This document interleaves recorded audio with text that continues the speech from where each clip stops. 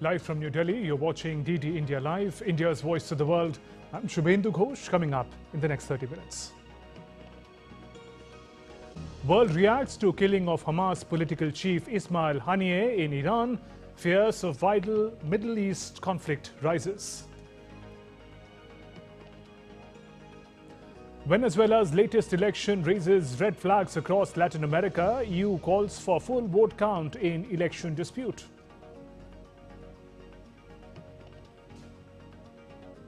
Death toll in Wayanad landslides crosses 150. Rescue operation on in war footing as many more are feared trapped.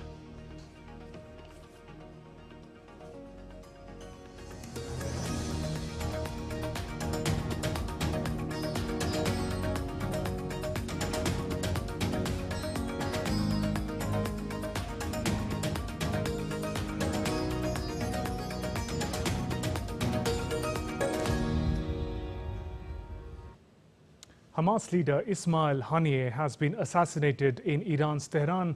In a statement, Hamas mourned the death of Haniyeh, who is said to be killed in a treacherous Zionist raid on his residence in Tehran, according to Hamas. The Revolutionary Guards confirmed that the residence of Ismail Haniyeh in Tehran was struck in the morning, resulting in his and one of his bodyguards' death.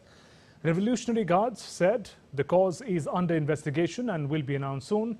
Hamas officials termed it as a grave escalation, saying the assassination of Haniyeh will not achieve its goals. The Hamas chief attended Iran's new president's swearing-in ceremony on Tuesday. Iran's government has announced 3 days of public mourning. The Israel Defense Forces said the top Hezbollah commander Fuad Shukr was killed in an Israeli strike in southern Lebanon on Tuesday. Israeli military spokesperson Rear Admiral Daniel Hagari said Shukr was responsible for the death of 12 children in Mashta al-Shams in Israeli-occupied Golan Heights. He further said Fuad served as the right-hand man to Hezbollah Secretary General Hassan Nasrallah and was his advisor for wartime operations. The IDF carried out a targeted strike in Beirut on Fuad Shukr, also known as Said Muhsin. Fuad Shukr was the right-hand man to Hassan Nasrallah, Hezbollah's leader and his advisor in planning and directing attacks and operations. Fuad Shukr was the commander responsible for the Mashta al-Shams massacre, in which 12 children were murdered. The IDF will not tolerate terrorist attack on Israeli civilians. And DD India correspondent Sara Coos joins us live from Tel Aviv.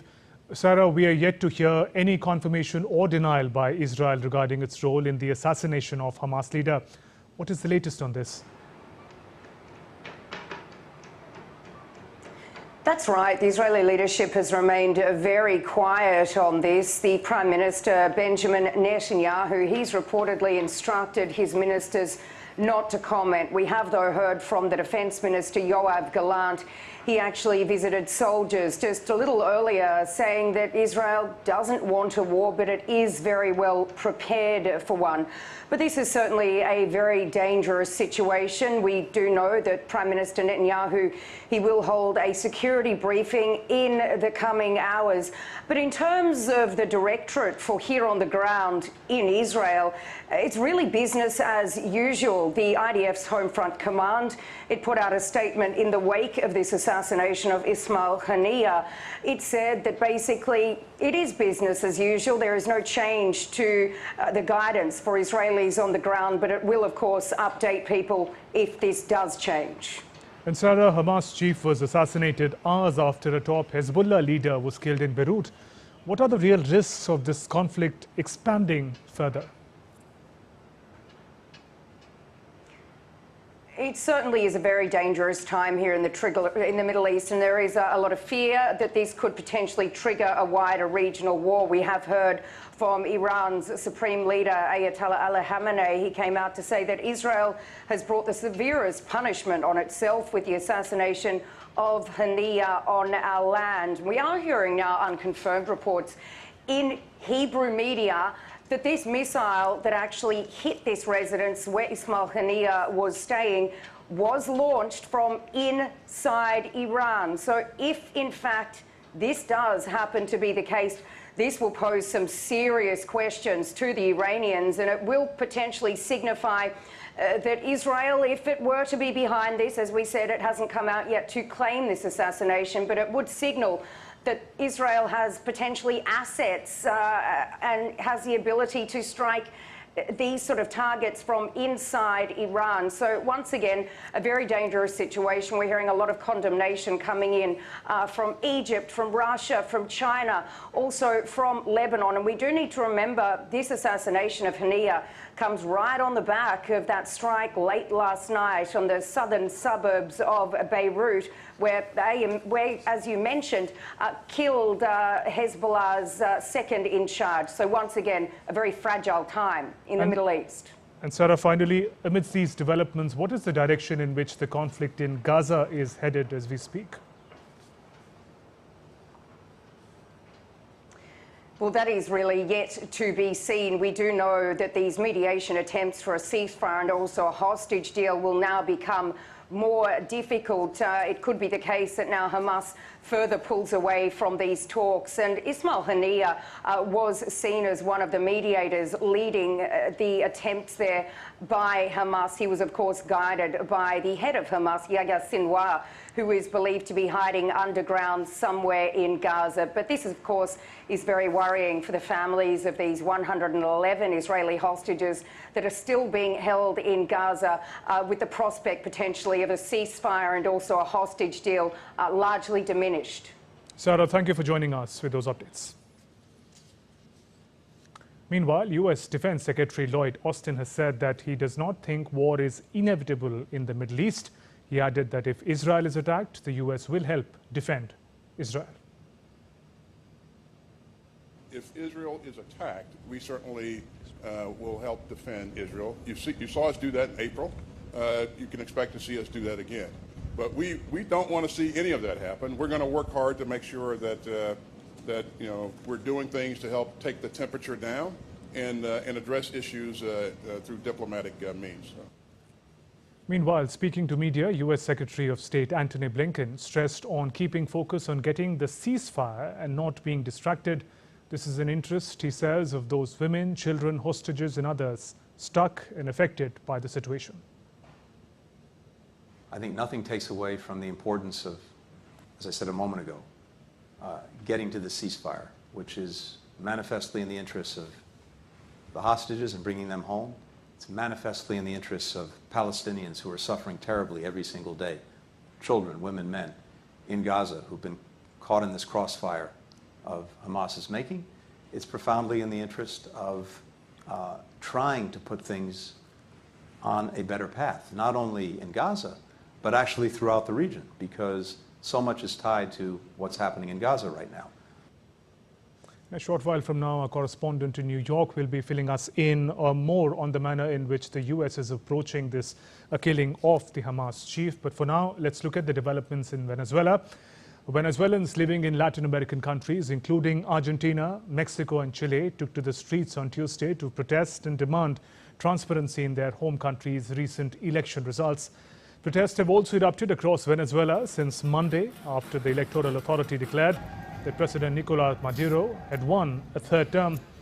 US-based Carter Center, which observed the vote, said the election did not meet international standards of electoral integrity, cannot be considered democratic. Meanwhile, Russia and China have congratulated Maduro on his win, while many countries are demanding an audit of the election results. The United States is considering fresh sanctions on Venezuela. And DD India's Latin American correspondent, Mary Trini-Menia, has more details.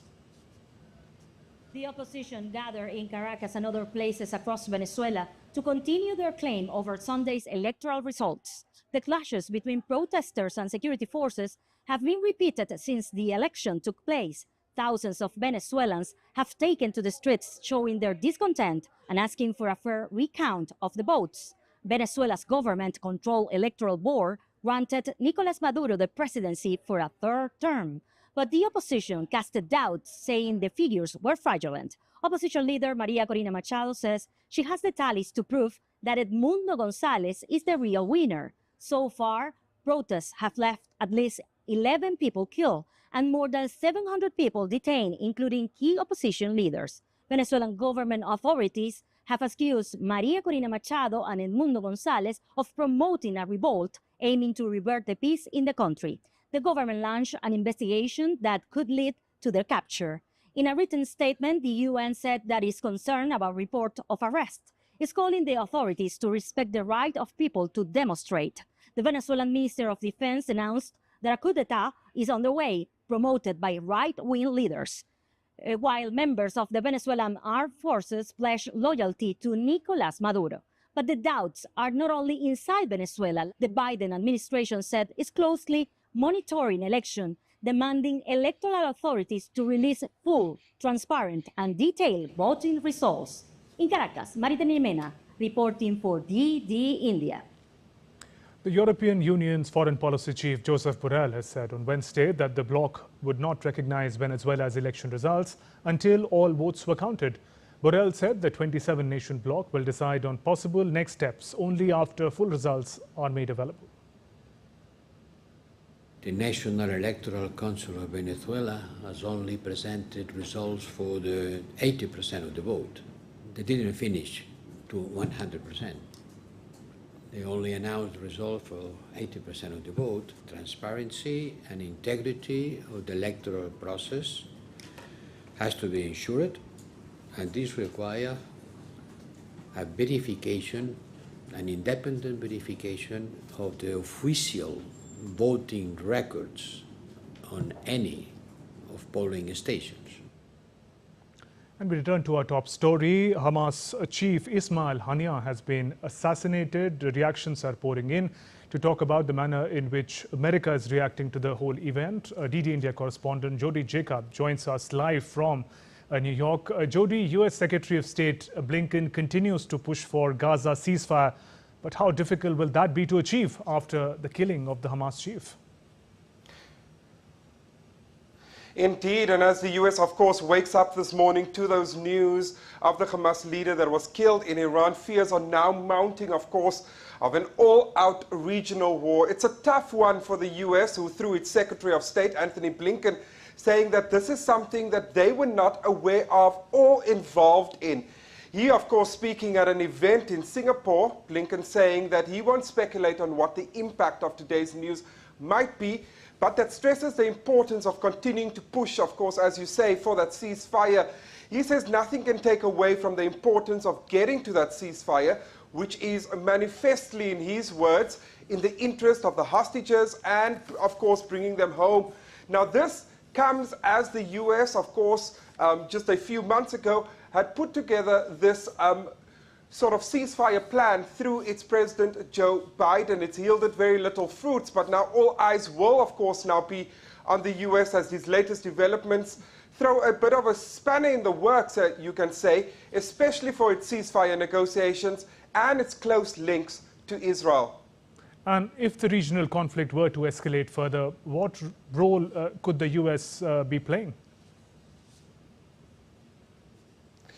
Well, this will, of course, be a watch-and-see scenario right now. The U.S., of course, just waking up to this news. Anthony Blinken speaking in Singapore, whose time zone is well ahead of his colleagues here in the U.S. But the U.S. has said repeatedly that it does not want to see any form of regional conflict. But this, of course, is going to happen as the world watches to see what Washington's next moves will be in support of its ally Israel. Now, of course, this also comes on the backdrop, of course, of those attacks in Lebanon, which is already causing some consternation and fears of a possible regional conflict. There's already a ceasefire plan, as I said, put forward by Joe Biden, but this has yielded very few results. Meanwhile, I need to add that on an international diplomatic level, we are now hearing of a possibility of an emergency security council meeting here at the United Nations pertaining to the possibility of this regional war that might be convened sometime today. There are no scheduled meetings, I must add, in the Security Council's diary. But it being the last day of Russia's rotating presidency of the Council, there's of course a big possibility that this could happen. And we do know that Russia, as the president of the UN Security Council, will be pushing the United States around that horseshoe table for some sort of answers as to how does the world prevent any sort of regional conflict. So, of course, all eyes are now going to be on Washington in the next couple of hours to see what their next steps will be. Jody, thank you for joining us with those updates. And still to come on this edition of DD India Live. India's Finance Minister Nirmala Sitharaman says budget achieves balance between growth and fiscal consolidation. 46th World Heritage Committee session concluded in New Delhi.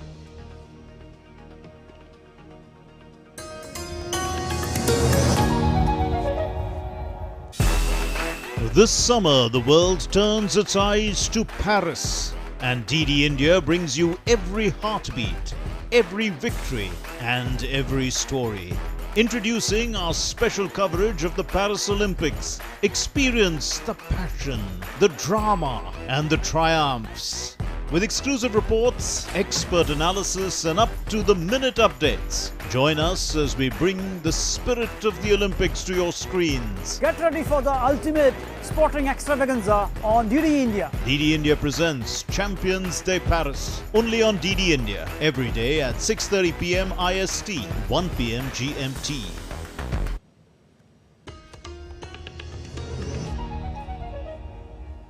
You're watching DD India Live. I'm Shubhendu Ghosh.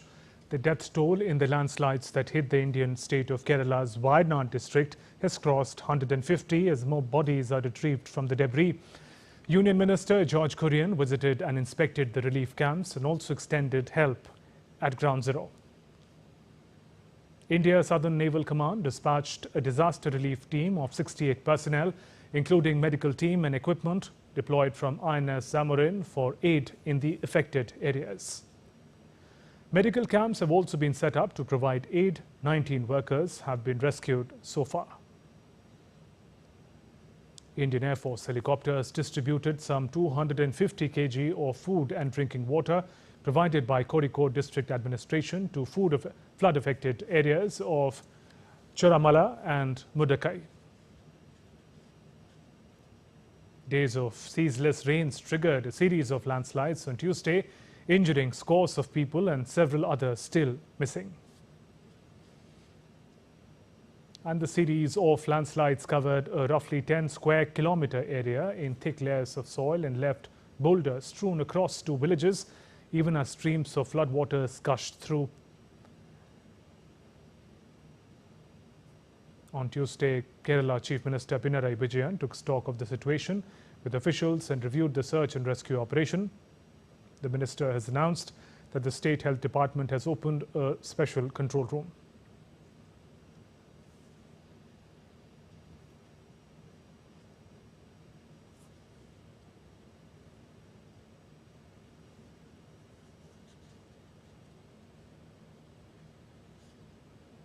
Amid the calamity, the state of Kerala is bracing for more rain as the Weather Office has issued an orange alert for 8 districts, including Wayanad, and 7 neighbouring districts.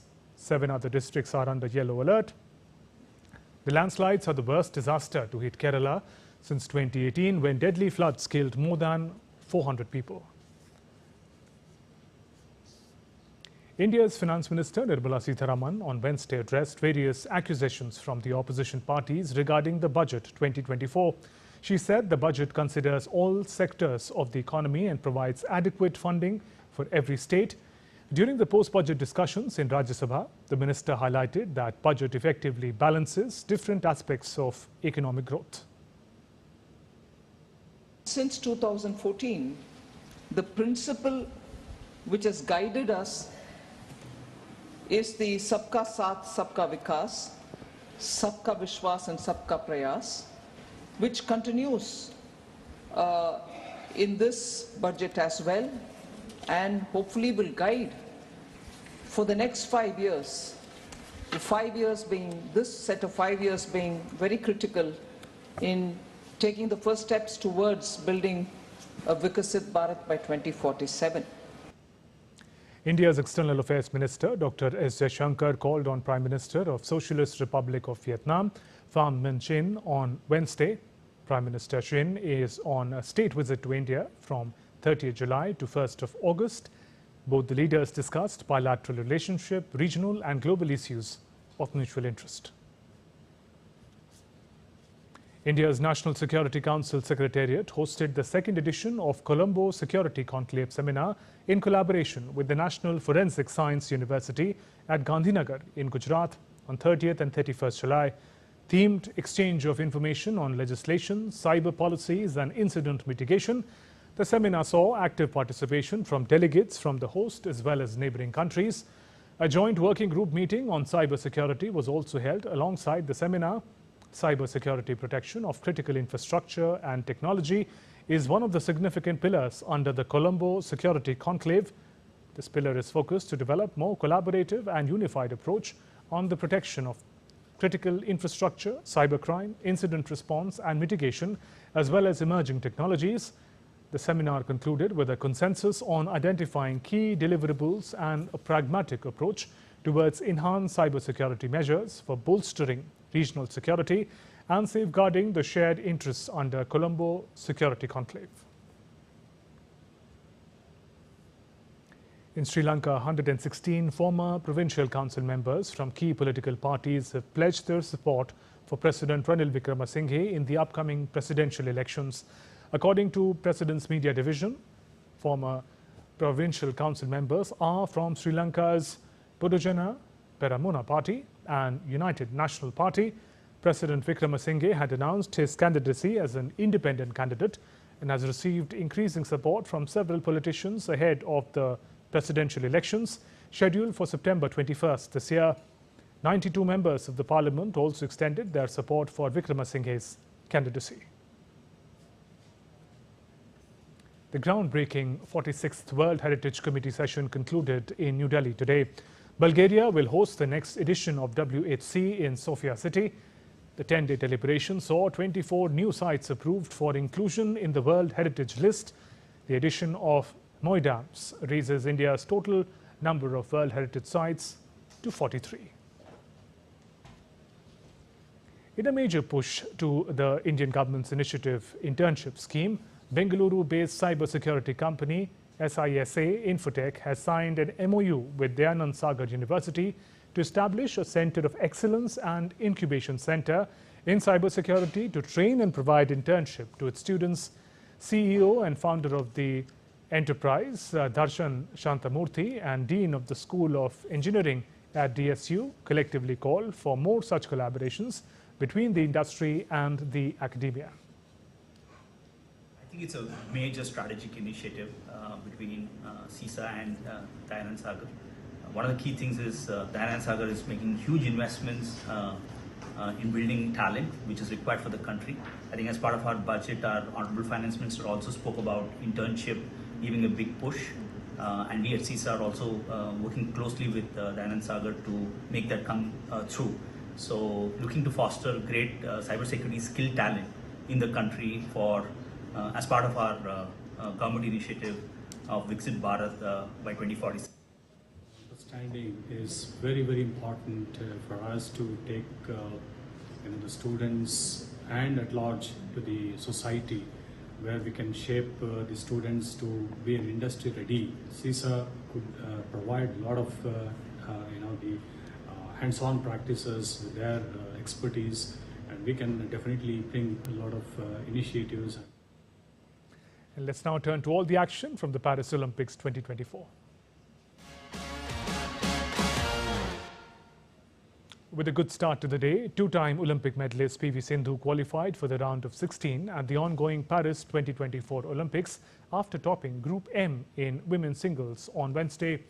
Sindhu defeated Estonia's Kristin Kuba 21-5, 21-10 in her second and final group stage match. In another great news coming in from sports of shooting, Indian shooter Swapnil Kosale successfully made it to men's 50-meter rifle 3-position final. He finished 7th in the qualifying round with a total of 590 points with 38 in attempts. With this, he becomes the 5th Indian shooter to reach the finals in Paris Olympics. Meanwhile, Aishwarya Pratap Tomar finished at the 11th position. India's Lakshya Sen entered pre-quarterfinals of men's singles badminton by knocking out one of the medal favourites, Jonathan Christie of Indonesia, on Wednesday. Sen defeated Christie in straight games 21-18, 21-12. That's all for this edition of DD India Live. Let us know your thoughts on the news of the day. For those on the go, you can get all the latest news and updates from India and across the world on DD India mobile app. The app is available on both Android and iOS platforms. Scan this QR code on your screens to download now. We'll be back with more news as it breaks here on DD India. I'm Shubhendu Ghosh from all of us here in Delhi. Thanks for watching DD India Live. Namaskar.